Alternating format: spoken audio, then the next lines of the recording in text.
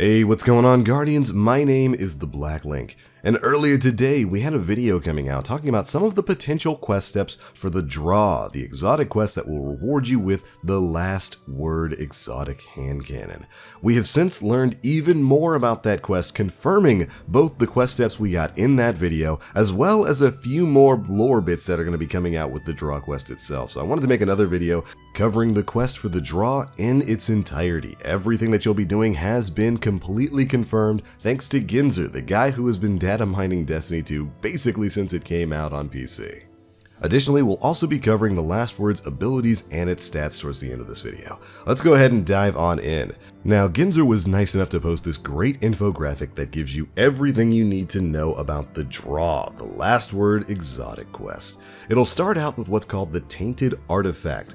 This item tells you that you'll need to seek the guidance of one who dabbles in the arcane to learn more. This unknown artifact seethes with an odd, familiar sickness. It's likely that this first quest step will have you simply go and talk to the Drifter. Next up, for part 2, we've got the Cleansing. Purge the artifact of its sickness. This states that some who walk a darker path believe what we call weapons of sorrow ain't a complete science. This artifact could be a key to a new understanding, if you're willing to risk temptation. We know this questline has a lot to do with the weapons of sorrow, which are those weapons that were corrupted by the Hive and are used to murder Guardians. As a matter of fact, part of this questline starts off with you finding a Titan helmet that's been punctured by a thorn bolt. And it definitely seems to be leading into a greater storyline that will be continuing within Joker's Wild. Anyways, once you've cleansed it, we can move on to step number 3, a cleansed artifact. The artifact is now cleansed, but what is its purpose? This comes with the flavor text. The artifact is free of disease now. I might be able to see what it's for. Bring it to me. Let's see how far down this dead end leads. This will take you into step number 4, the Temptation. Want to see what this artifact can do? Feed it light by defeating Guardians in the Crucible. Being defeated will impede progress. This is the flavor text. The 7th Book of Sorrow speaks of a great unmaking. Old friends of mine believe it's the blueprint for terrible weapons made in its name. I think they're mostly right. But to find out, some of your friends are gonna have to suffer. This is very reminiscent of the original Thorn quest back in Destiny 1, where you similarly had to head into the Crucible to take out other Guardians with progress that could be a bit impeded if you kept dying. Moving on, we've got step number 5, the Damnation. This is one of the ones we actually covered in the video earlier today. The artifact is calling to something dark. Uncover a dark ritual on Titan and stop the twisted ceremony. The artifact is in pain. Can you hear it? It's made to feed on light, and that light is feeding something other. The trail is faint, but the screams don't lie. Get to Titan. Answers wait where dead things play. And we know now that the Damnation is a mission where you'll be heading into a lost sector on Titan and interrupting a ritual.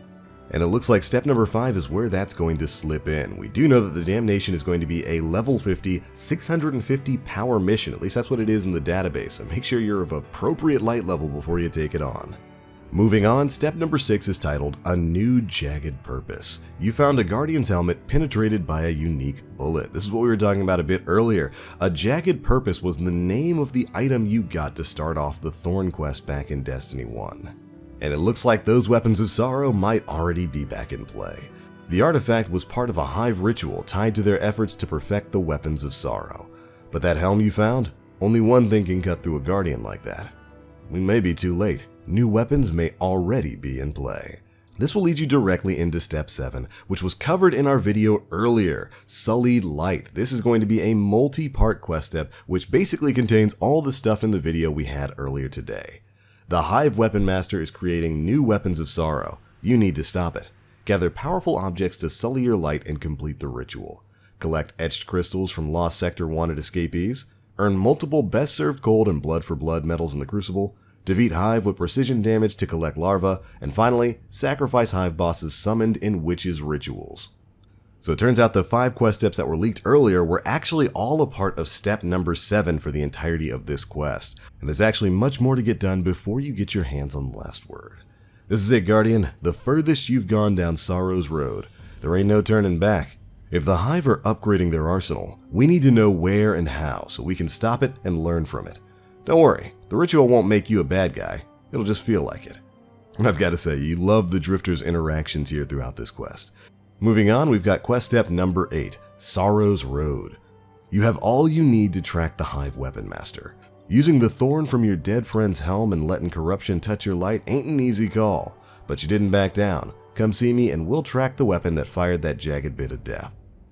So it seems like this step is actually going to be rather simple. You'll probably just be returning to the Drifter after completing the Sullied Light quest.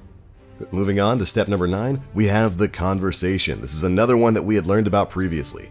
Inkar, the Hive Weapon Master, is hiding in Hellrise Canyon in the Tangled Shore. Hunt him down. It's time to hunt us a Hive Weapons Master and put an end to whatever he's cooking up. This is where you get to be a hero, and we both get to learn a little bit more about things best left undiscovered. Careful out there. You'll be alone and the odds will be stacked. Hope you make it back. This is going to be that other mission where you're taking on Inkar, the Hive Weapons Master. It's going to be level 50, 650 power, and this will generally be the last big step of this quest. So there's no real surprise there. Once you've completed this and taken down Inkar, you will be on quest step number 10, A Darker Path. You defeated the Hive Weapon Master thanks to a mysterious gift, the last word. What would the Drifters say about that? And from there on, of course, your final quest step seems to be to return to the Drifter, who will probably make some comments about you wielding the weapon of the man who's hunting him down. But there we go, those are the steps for completing the quest, the draw, rewarding you with the last word. There's quite a bit more there than what we originally thought. But it's really awesome to see that you'll be interacting a lot with the Drifter throughout this. You're going to be getting letters from Shin Malphur throughout this as well, showing that he's not only aware of our Guardians, he's been watching our progress, and he winds up sending you the last word at the end of this.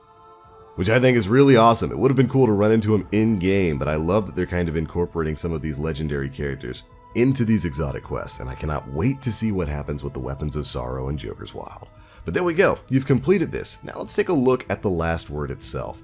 Thankfully, we've got another infographic here showing off all of the perks as well as all of the stats for the weapon. It of course comes with Fanfire. This weapon can be fired quickly and continuously. Faster reload and increased accuracy on successive hipfire damage. This is very similar to its ability back in Destiny 1, where hipfiring gave you better accuracy, better stability, and even some bonus damage. Everybody remembers the 111 headshots. It's also got corkscrew rifling for slightly increased range and stability, as well as slightly increased handling speed, accurized rounds for increased range, hipfire grip for better hipfire accuracy, and finally, textured grip, which greatly increases handling speed and slightly decreases stability.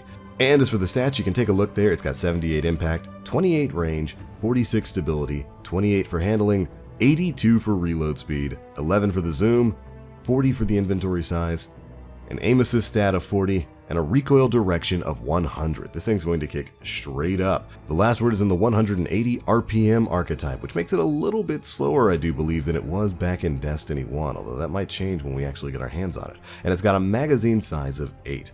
Overall, it looks decent enough. Its stats definitely are going to be lacking when you compare it to something like the Luna's Howl or the Not Forgotten, but remember, the last word is meant to be an up-close Guardian Shredder. You're supposed to be able to burn people down who are within close to maybe close mid-range. I am a little bit bummed that it doesn't have the bonus damage on hipfire, although I wouldn't be too surprised to see that come as maybe a catalyst perk for the last word, since we do know that there was a new perk added in Forsaken titled High Noon. You can actually find this perk in the Destiny 2 database right now, and it reads like this: High Noon, legendary trait. Readying this weapon grants a brief period of bonus precision damage, and I really can't think of any weapon other than the last word that would fit on. Who knows, maybe we'll see that sometime in the future.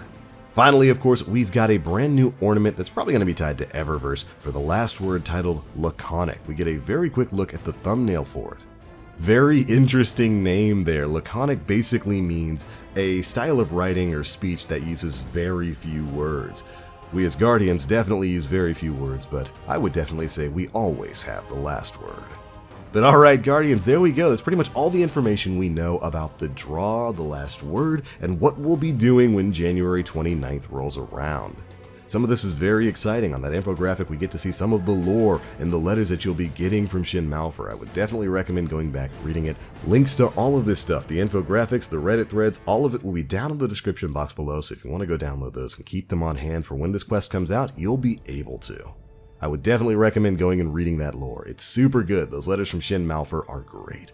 But alright Guardians, that's it for this one. That's how you can get your hands on the last word when the end of the month rolls around, and those are my thoughts. Be sure to leave me yours down in the comment section below. Are you excited about the last word returning? What do you think about this quest having to do with The infamous Weapons of Sorrow. Do you think Thorn is really going to be returning in Joker's Wild? Be sure to let us know.